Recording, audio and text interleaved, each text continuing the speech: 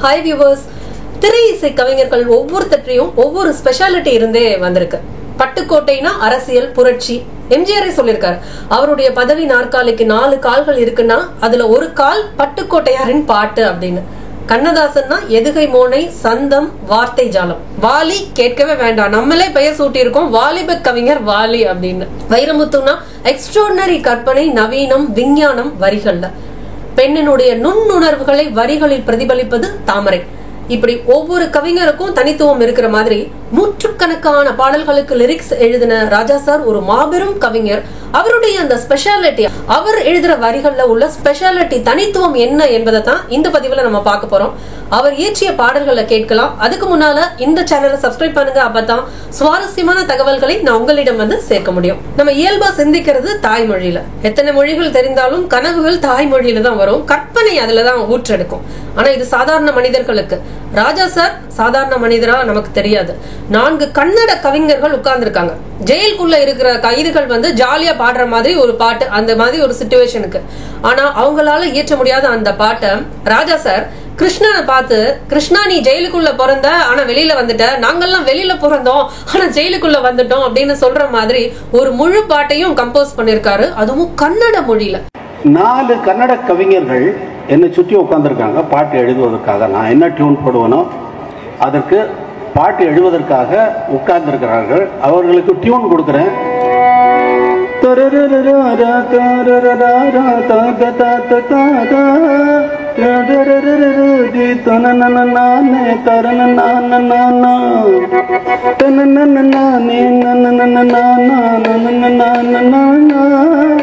அப்படின்னு டியூன் கொடுக்குறேன். 4 கவிஞர்ல ஒருத்தர் கூட என்ன எழுதுறதுன்னு தெரியல. ஏன்னா ஜெயில ஸ்டூடெண்ட் இருக்காங்க, வார்டனை கலாட்டா பண்ணி பாடுறாங்கன்னா என்ன பாடுவாங்க? ஏன் ஒவ்வொருத்தரா கேட்டுட்டே வரேன், ஒருத்தர் சொல்லல ஏன் இப்படி எழுதலாமே நீங்க அப்படின்னு சொல்லிட்டு, ஜெயிலி குட்டி பயலிಗೆ ಬಂದೆ ಕೃಷ್ಣ ಕೃಷ್ಣ ಕೃಷ್ಣ ನಾವು ಬಯಲಲ್ಲಿ ಹುಟ್ಟಿ ಜೈಲಿಗೆ ಬಂದೋ ಕೃಷ್ಣ ಕೃಷ್ಣ ಕೃಷ್ಣ கிருஷ்ணா நீ ஜெயில பிறந்து நீ வெளியில வந்த, நாங்க வெளியில பிறந்து உள்ள வந்திருக்கிறோம் அப்படின்னு பாட்டு.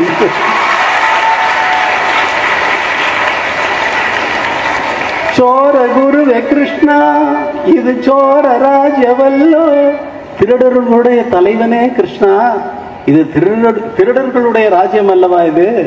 சோர குருவே கிருஷ்ணா இது சோர ராஜ்ಯವಲ್ಲೋ, ಈ ಮಾಯಲೀಲೆಗೆಲ್ಲ ನೀ ಸೂತ್ರಧಾರಿಯೇನೋ, ಏಕೆ ಸವೈದೇನು ಮೋಸವ ಮಾಡಿದೆಯೋ, ಜೈಲಲ್ಲಿ ಹುಟ್ಟಿ ಬಯಲಿಗೆ ಬಂದೆ ಕೃಷ್ಣ ಕೃಷ್ಣ ಕೃಷ್ಣ ನಾವು ಬಯಲಲ್ಲಿ ಹುಟ್ಟಿ ಜೈಲಿಗೆ ಬಂದೋ ಕೃಷ್ಣ ಕೃಷ್ಣ ಕೃಷ್ಣ அப்படின்னு பாட்டு வரும். மற்ற கவிஞர்களுக்கெல்லாம் ஸ்பெஷாலிட்டி சொன்ன மாதிரி ராஜா சார் எழுதும் வரிகள்ல அவருடைய அந்த கவித்துவத்துல என்ன ஸ்பெஷாலிட்டி? இசைக்கு அவர் என்ன செய்தாரோ அதே தான் வரிகளுக்கும் செய்தார்.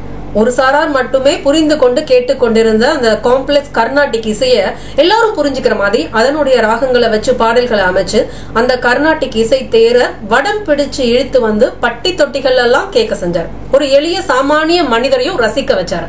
அதே மாதிரி காம்ப்ளெக்ஸ் இசை வடிவமான அந்த சிம்பனிய ஒண்ணு இல்லட ராஜா, இது வந்து ஒண்ணும் இல்ல, அந்த இன்டர்லியூட்ஸ்ல நான் வச்சு காட்டுறேன் பாரு அப்படின்னு வெஸ்டர்ன் நோட்ஸ் எல்லாம் இன்டர்லியூட்ஸ்ல வச்சு நம்மளுக்கு அந்த சிம்பனிய திரையிசை பாடல்கள்ல கேட்க வச்சார் இல்லையா? அதே மாதிரிதான் கவித்துவம் படித்தவர்கள் மட்டுமே அப்படி ரசிக்க முடியும் அப்படின்னு இருந்த அந்த கவிதைய ரொம்ப ஸ்லாங் லாங்குவேஜ்க்கு கொண்டு வந்தாரு, கவித்துவம் குறையாமலேயே. இது உதாரணத்தோட சொல்லணும்னா கண்ணதாசனுடைய வரிகள் எடுத்துக்கோங்க. உன்னை சொல்லி குற்றமில்லை, என்னை சொல்லி குற்றமில்லை, காலம் செய்த கோலமடி, கடவுள் செய்த குற்றமடி அப்படின்னு அவர் வரிகள் எழுதியிருக்காரு ஒரு பழைய பாட்டுக்கு. இதே சிச்சுவேஷனை அழகில ராஜா சார் கிட்ட வந்த உடனே அவர் எப்படி லிரிக்ஸ் எழுதுறாருன்னா, உன் குத்தமா என் குத்தமா யாரை நானும் குத்தம் சொல்ல அப்படின்னு எழுதுறாரு. கவித்துவம் குறையல, மீனிங் மாறல, ஆனா லாங்குவேஜ் மாத்திரம் அந்த ஸ்லாங் மாறிடுச்சு. ஒரு எளிமையான சாதாரண மனிதனால இதை கனெக்ட் பண்ண முடியுது. ஏன்னா நம்ம பேச்சு வழக்கில் அப்படிதானே பேசுவோம். உன்னை சொல்லி குற்றம் இல்லைன்னா பேச மாட்டோம், உன் குத்தமா ஏன் குத்தமான்னு தானே கேட்போம். அது அப்படியே அப்படியே லிரிக்ஸா வைக்கிறது. இது ராஜா சாருடைய ஸ்டைல், அந்த பாணி. அப்படி சாமானிய பாட்டாளி எளிய உழைக்கும் மக்களின் லாங்குவேஜுக்கு லிரிக்ஸோடைய தன்மையை மாற்றி திரையிசையுடைய ஒரு போக்க சேஞ்ச் பண்ணது ராஜா சாருடைய கான்ட்ரிபியூஷன். அம்மா பாடல்களுக்கும் இதே தான் செய்தார். இப்ப அம்மா என்று அழைக்காத உயிர் இல்லையே ரொம்ப சிறந்த பாட்டு தான். ஆனா மொழி எப்படி இருக்கு, ஒரு கவித்துவமான ஒரு கவிதை தமிழ்ல இருக்கு. அதை ரொம்ப எளிமைப்படுத்தி ராஜா சார் அம்மா பாட்டை எழுதும் போது எப்படி எழுதுறாருன்னா, எல்லாருக்கும் இருக்கிற உணர்வை அப்படியே கொட்டிடுறாரு பாட்டுல. நம்ம எல்லாருக்கும், பெரும்பாலான மனிதர்களுக்கு இருக்கிற உணர்வு என்ன, அம்மா நமக்கு நிறைய செஞ்சிருக்காங்க, பாடுபட்டிருக்காங்க, நம்ம இதுவும் திருப்பி செய்யலையே அப்படின்ற ஒரு கில்ட் ஃபீலிங் தான் பெரும்பாலான மனிதர்களுடைய இதயத்துல இருக்கும். அது அப்படியே பாட்டுல வச்சிடறாரு. பொன்னை கேட்கும் வாயில் சேலை கேட்ட ஆத்தா நூலை கூட உனக்கு வாங்கி தந்தது இல்ல அப்படின்னு எழுதிட்டாரு.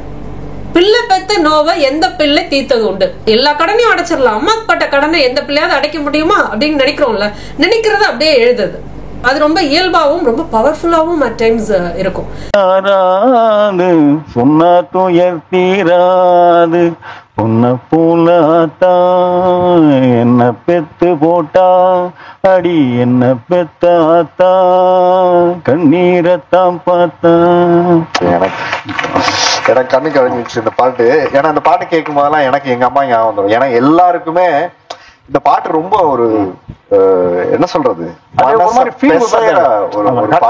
பிச்சை எடுக்கும் போதெல்லாம் நான் ஒவ்வொன்னா பேசிட்டு அந்த கூறு கட்ட தாயும் உண்டு கேடு கட்ட தந்தையும் உண்டு எல்லாம் சொல்லிட்டு கெட்டு போன தாய் இல்லையடி, அந்த இடம் தான் வந்து அப்படி இருக்கும் சார். அந்த பிச்சு நமக்கே ஒரு மாதிரியா தோணும். அது இதே மாதிரி ஏரிக்கரை மேலிருந்து 8 திசை பார்த்திருந்தேன் அந்த பாட்டுல ஆண் பாடுவான், மணி 7-8 ஆன பின்னும் ஊரடங்கி போன பின்னும் சோறு தண்ணி வேணும்னு தோணல. அதுக்கு பதிலா பெண் பாடுவா, அட சாயங்காலம் ஆன பின்னும் சந்தை மூடி போன பின்னும் வீடு வந்து சேரணும்னு தோணல அப்படின்வா. அதாவது ஒரு எளிமையான கிராமத்து வாழ்க்கையை பிரதிபலிக்கிறது. கிராமத்துல எல்லாம் 7-8 மணிக்கு ஊர் அடங்கிரும், சந்தையெல்லாம் மூடிரும்.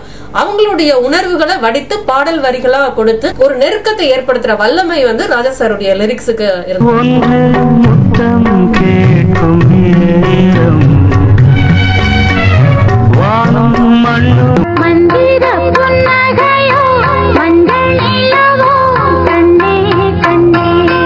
மரத்த வச்சவன் தண்ணி ஊத்துவா மனச பார்த்துதான் எல்லா அது வானத்து மேலே பல்லானது ஓடத்து மேலே வந்தாடுது தேடுது ஒண்ண ஐயாஹூ.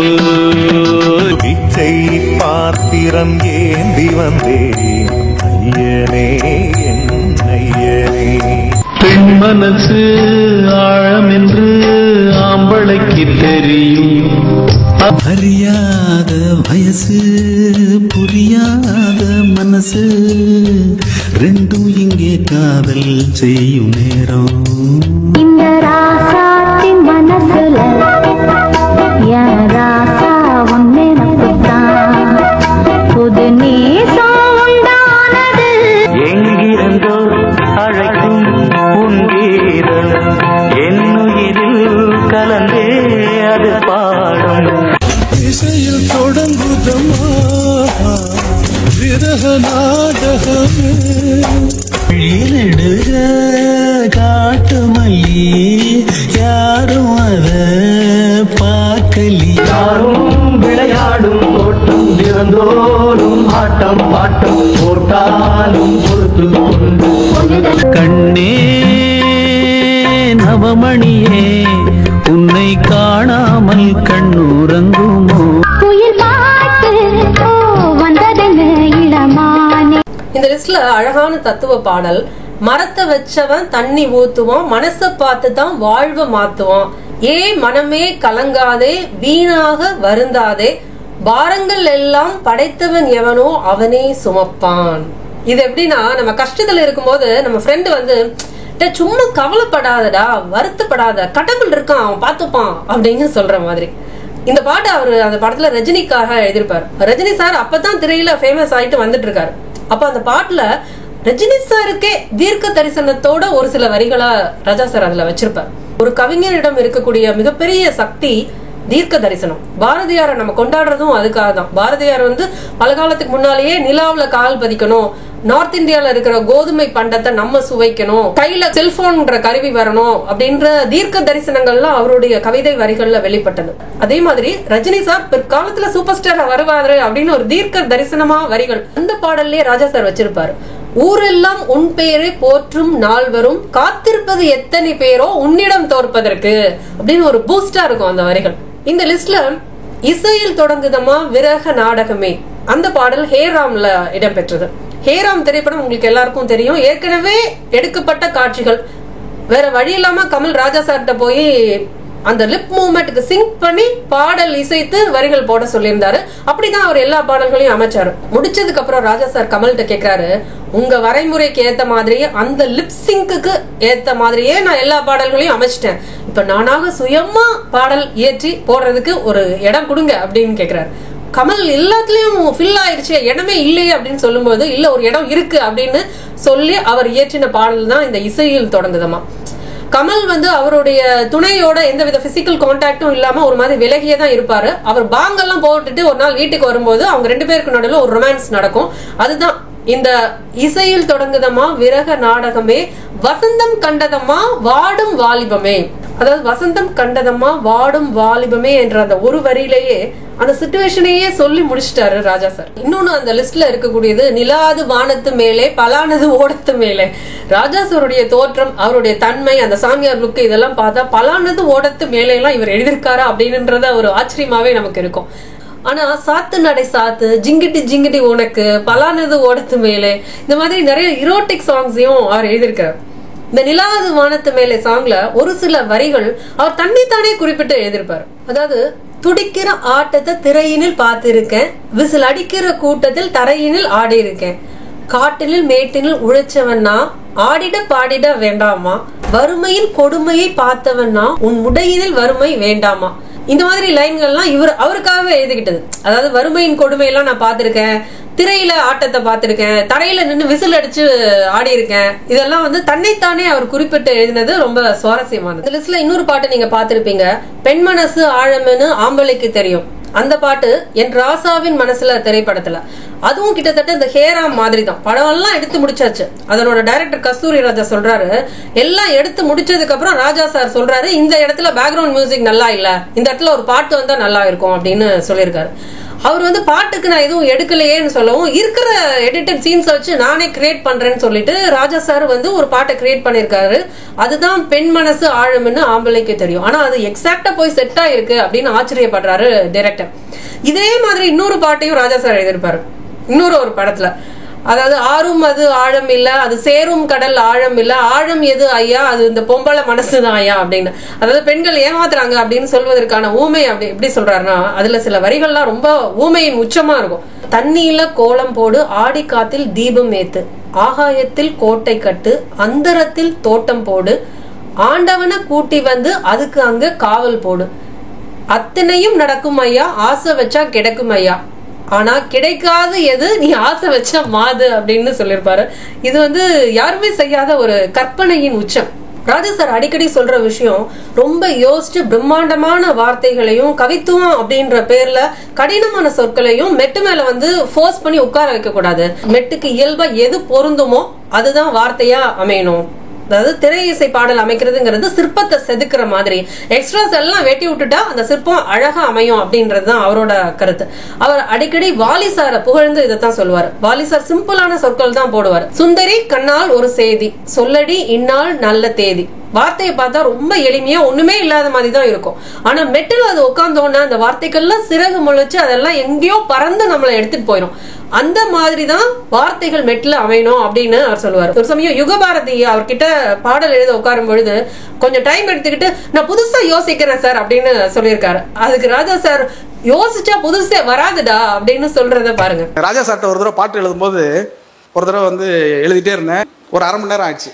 அவர் டியூன் கொடுத்த உடனே அங்கேயே எழுதணும். அவர்கிட்ட எழுதிட்டே இருந்தேன். தேநீர் குடித்தேன், அப்புறம் ஏஞ்சி போனேன், அப்புறம் நடந்து வந்தேன், திருப்பி வந்தேனே அவர் உள்ளே போய் அரண்மனைப்பட்டில் போய் அதுக்குள்ளேயே 2 டியூனை போட்டு திருப்பி வெளியில் வந்தார். எழுதிட்டியாப்பா அப்படின்னு கேட்டார். யோசிச்சுட்டு இருக்கேன் அப்படின்னு சொன்னேன். யோசிக்கிறியா, பாட்டு எழுத யோசிக்கிறியா அப்படின்னு கேட்டார். யோசிக்காமல் எப்படி பாட்டு எழுதுறதுன்னு எனக்கு வந்து அதிர்ச்சி ஆயிடுச்சு. அப்பான்னு சொல்லுவேன், இல்லைப்பா நான் வந்து கொஞ்சம் புதுசாக திங்க் பண்ணுறேன் அப்படின்னு. திங்க் பண்ணால் புதுசே வராதரா அப்படின்னாரு. அது ஏதோ ஞானவான் வார்த்தை மாதிரி இருந்துச்சு. என்ன சொல்கிறீங்க அப்படின்னு. யோசனை என்பது அறிவு சார்ந்தது, கலை என்பது மனசு சார்ந்தது. இந்த டியூனை கேட்டோன்னு என்ன தோணுச்சு அதை எழுது அப்படின்னாரு. எனக்கு வந்து அது பொட்டில் அரைஞ்சது போல் இருந்தது. அதற்கு பிறகு நான் எழுதிய பாடல்கள் தான் மிகப்பெரிய வெற்றி அடைந்தது. அவருக்கு அந்த அவர் சொன்னதற்கு பிறகு நான் எழுதின பாட்டு தான் அதுக்கப்புறம் கும்கி, அந்த மைனா, அந்த மாதிரி வரிசையாக வந்தது இல்லையா. ஏறக்குறைய அந்த சிவகார்த்திகேயனுக்கெல்லாம் நான் கிட்டத்தட்ட ஒரு 80-90 பாட்டு எழுதியிருப்பேன். அந்த பாட்டெல்லாம் வெற்றி அடைந்ததுக்கு காரணம் இளையராஜா சொன்ன அந்த வார்த்தை தான், யோசிக்காமல் எழுது அப்படின்னாரு. அவர் யோசிக்காமல் எழுதினது எதை சொன்னாருன்னா, அறிவு கொண்டு யோசிப்பது.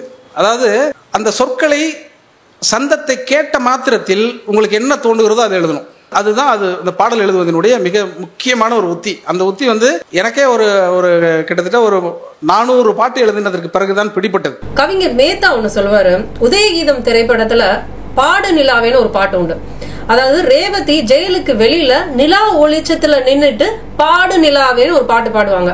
ஜெயிலுக்குள்ள மோகன் இருப்பாரு, அவருக்கு அந்த பாட்டு கேட்கும். ஆண் குரல் அங்கிருந்து பாடு நிலாவேன்னு அவரும் பாடுவாரு. இத வரிகளா மேத்தா கொடுத்திருக்கிறாரு. அப்போ ராஜா சார் கேட்டிருக்காரு, நிலா ஒளியில ரேவதி நிக்கிறாங்க, அவங்களுக்கு நிலா தெரியுது, பாடு நிலாவேன்னு அவங்க பாடுறாங்க.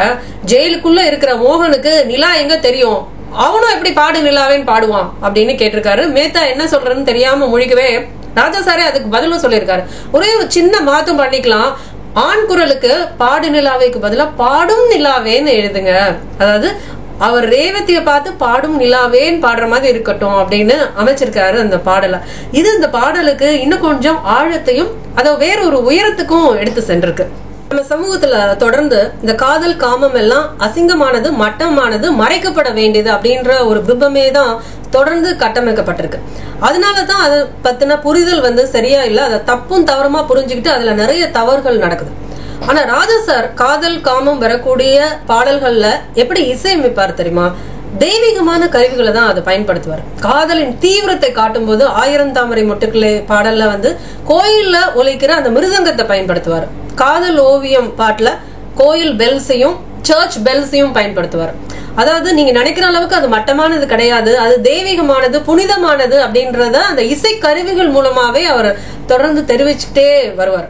இசையிலே இப்படி இருக்கும்போது வரிகள் அவர்கிட்ட கொடுத்தா நாடோடி தென்றல் அப்படின்ற திரைப்படத்துல எல்லா பாடல்களையும் அவர் தான் எழுதினாரு. அதுல குறிப்பிட்டு சந்தன மார்பிலே குங்குமம் சேர்ந்ததே, மங்கள நேரமே இங்கொரு யாகமே, நாதங்கள் சாட்சி வேதங்கள் சாட்சி அப்படின்னு ஒரு பாடல் எழுதியிருக்காரு அவரு. இதுலயும் அதை எலிவேட் பண்ணி எவ்வளவு புனிதமானது அப்படின்ற லெவலுக்கு அவர் எடுத்துட்டு போறாரு அப்படின்னு பாருங்க.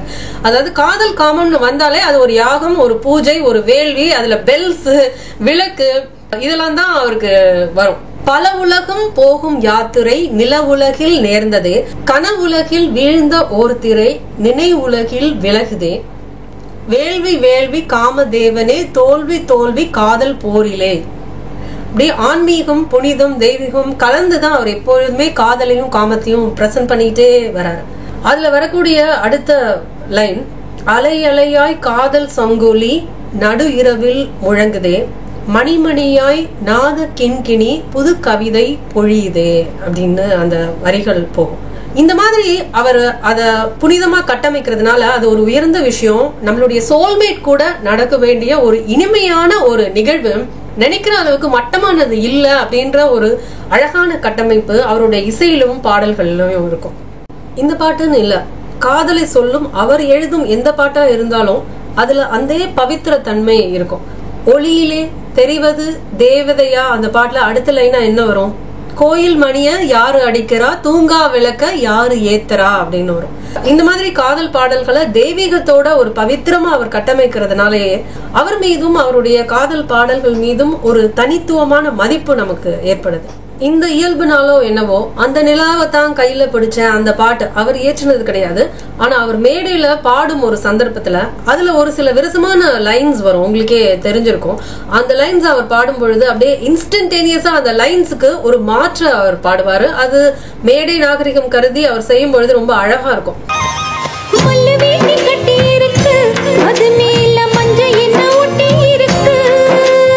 கோயிலுக்கு போய் வந்ததால் குங்குமத்தோடு மஞ்ச வந்து ஒட்டிக்கிருச்சு,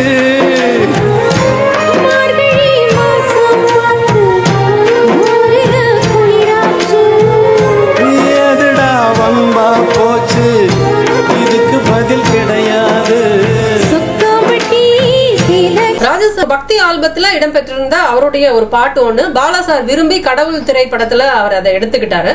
பிச்சை பாத்திரம் ஏந்தி வந்தேன் ஐயனே ஐயனே, பிண்டம் எனும் உதிரம் சதை நரம்பு அடங்கிய உடம்பு எனும் பிச்சை பாத்திரம் ஏந்தி வந்தேன் ஐயனே ஐயனே. வெறும் பாத்திரம் உள்ளது என்னிடத்தில், அதன் சூத்திரம் இருப்பது உன்னிடத்தில். அதாவது இந்த செல்வத்தை எல்லாம் தேடி அலையிறது வேஸ்ட்பா, இந்த உடம்பே ஒரு பிச்சை பாத்திரம் தான், அந்த பிச்சை பாத்திரத்தை வச்சுக்கிட்டு கடவுள் அருள் என்ற அந்த உயர்ந்த செல்வத்தை தான் நம்ம பிச்சை எடுக்கணும் அப்படின்னு சொல்ற அந்த வரிகள் மூலமா அதை கேட்கும்போது ஒரு ஏத்திஸ்ட் கூட மாறிடுறதுக்கான வாய்ப்பு இருக்கக்கூடிய பவர்ஃபுல் வரிகள். அவருடைய இந்த மாதிரி தத்துவ பாடல்கள் நம்மளை எப்படி ஆற்றுப்படுத்தும் அத அவரே பாட்டிலே சொல்லியிருக்காரு. ஆலோலம் பாடி அசைந்தாடும் காற்றே அப்படின்ற அந்த பாட்டுல வரிகள் வரும். தனியானால் என்ன துணை இங்கே நான் பாடும் பாட்டுண்டு அப்படின்னு வரிகள் வரும். கவிதை என்பது இந்த வாழ்க்கைய ஒரு குழந்தையின் கண் கொண்டு நம்மளை பார்க்க சொல்லுது, ஆனா ஒரு ஞானியின் கண் கொண்டு வாழ சொல்லுது. ராஜா சாருக்குள்ள ஒரு குதூகலமான குழந்தையும் உண்டு, ஒரு ஞானியும் உண்டு. அந்த ரெண்டையுமே அவருடைய வரிகள்ல நாம தரிசிக்கலாம். நாம தரிசிச்சத ராஜா சார் ரசிகர்களுக்கு ஷேர் பண்ணுங்க. தொடர்ந்து சுவாரஸ்யமான தகவல்களோடும் இனிய கதைகளோடும் பயணிக்க சேனலை சப்ஸ்கிரைப் பண்ணி கூடவே பெல் பட்டனையும் ஆல் பட்டனையும் அழுத்தி வச்சிடுங்க. மீண்டும் ஒரு இனிய பதிவில் உங்களை சந்திக்கும் வரை உங்களிடமிருந்து விடைபெறுவது தீபா.